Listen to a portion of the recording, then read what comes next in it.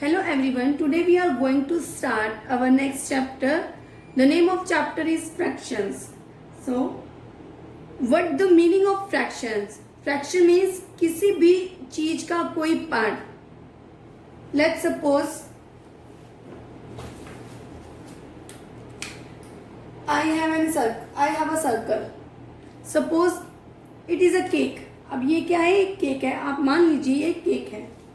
तो हम जैसे बोलते हैं ना कभी किसी चीज के लिए मुझे इसका हाफ पार्ट दे दो, तो हम इसका क्या करते हैं? हाफ पार्ट करते हैं. सो इट इज इक्वली डिवाइड. अब आप देखिए जो सर्कल है ये इक्वली डिवाइड है. हाफ इधर है, हाफ इधर है. Half is written as 1/2 which is called fraction. So a fraction tell us how many parts of a whole do we have. अब whole क्या है? अब ये जो सर्कल है, अब इसमें हमने कोई भी पार्ट नहीं किया है, तो अब ये क्या कहलाएगा? whole. The object is not divided into any part. ऐसा ऑब्जेक्ट जिसके हमने कोई भी पार्ट नहीं किया है, it is a full circle, it is a whole. It is a whole circle. Then the object is divided into 2 equal parts and 1 part is taken. अब क्या किया हमने? इसके 2 पार्ट्स किए हैं और 1 पार्ट को हमने क्या किया है? ले लिया है.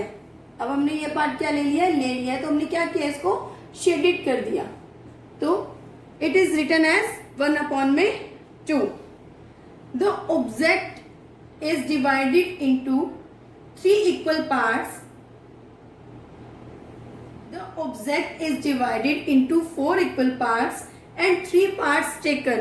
अब आप ये देखिए एक सर्कल और मैंने मेक किया यहाँ पे. उसके कितने पार्ट्स हैं? 4 पार्ट्स हैं. अभी हमने 4 इक्वल पार्ट्स बना लिए. We have taken 3 parts. अब हमने क्या किया? इसके 3 पार्ट्स को ले लिया है.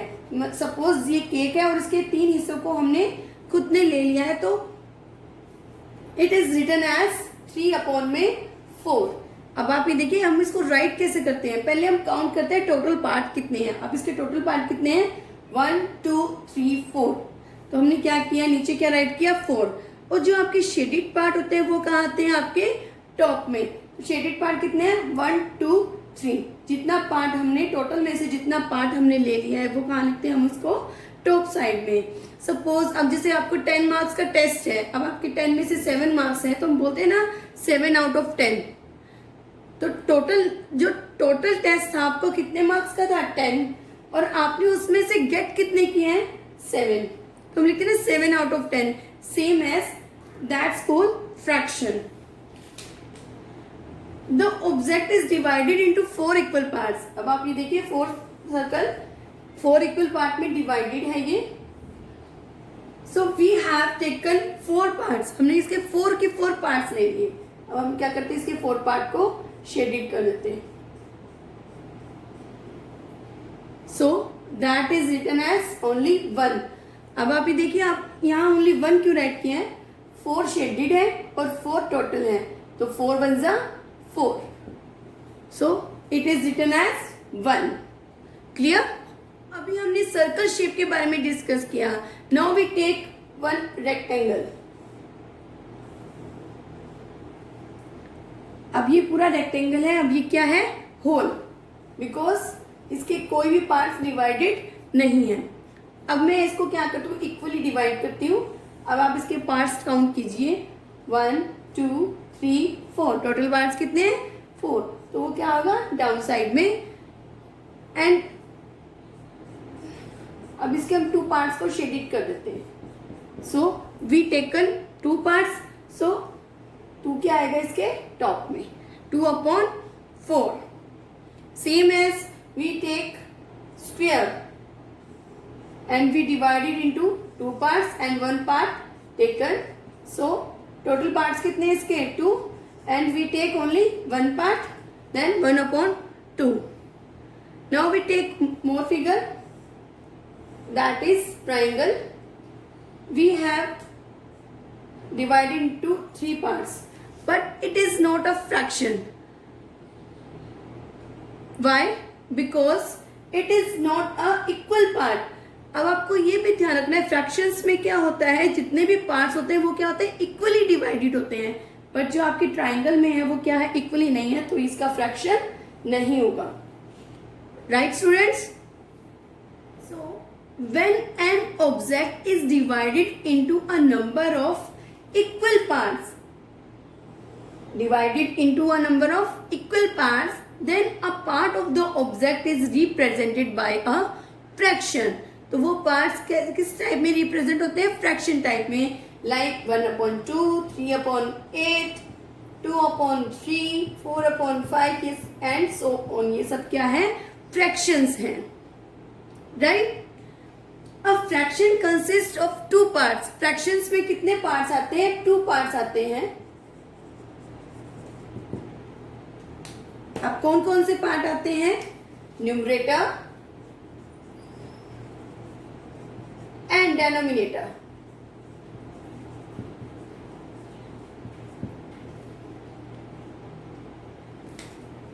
We write a fraction as fraction is equal to numerator upon denominator. The upper part of a fraction is called numerator, मतलब जो हम टॉप में राइट करते हैं वो क्या होता है, numerator, and the lower part of a fraction which is right on after the line segment is called denominator.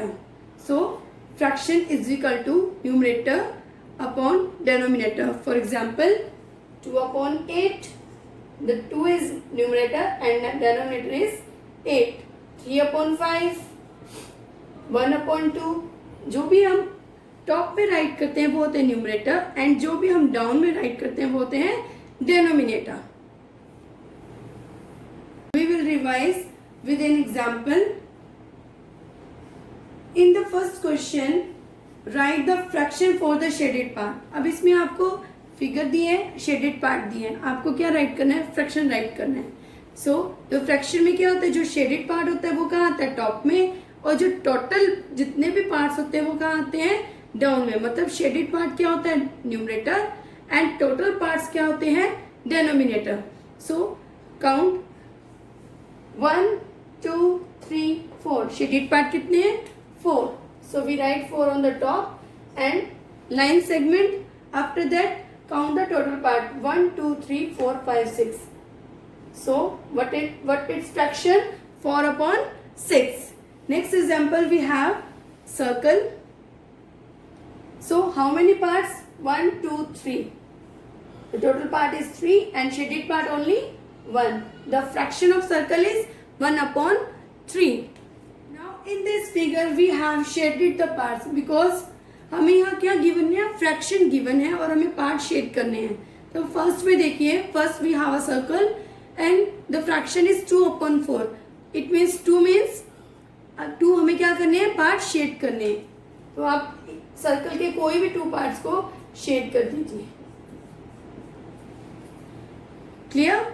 The next is we have a triangle and its fraction is 1/2। तो 1 means आपको इसका क्या करना है, 1 part shade करना है। सो that is 1/2। Now find 3/7 of 49। अब अलग टाइप का क्वेश्चन है ये, इसमें आपको क्या कह रहा है, 49 का 3/7 पार्ट निकालना है। तो आप कैसे निकालोगे, 49 का 3/7। तो आप देखिए 49 मल्टीप्लाई 3/7। तब आप क्या करोगे, 7 49 जो है 7 की टेबल में आते, तो आप क्या करोगे, 49 से डिवाइड करोगे, देन 7 7 जा 49, नाउ 7 3 जा 21। तो 3/7 of 49 is 21. One more example. Suppose 4/5 of 20. तो आप ये देखिए 20 जो है 5 की टेबल में आता है, तो 5 4 जा 20 and the answer is 16. तो 20 का 4/5 पार्ट कितना होगा, 60. So help these example. You have to complete exercise 7.1 and question 1 and 2.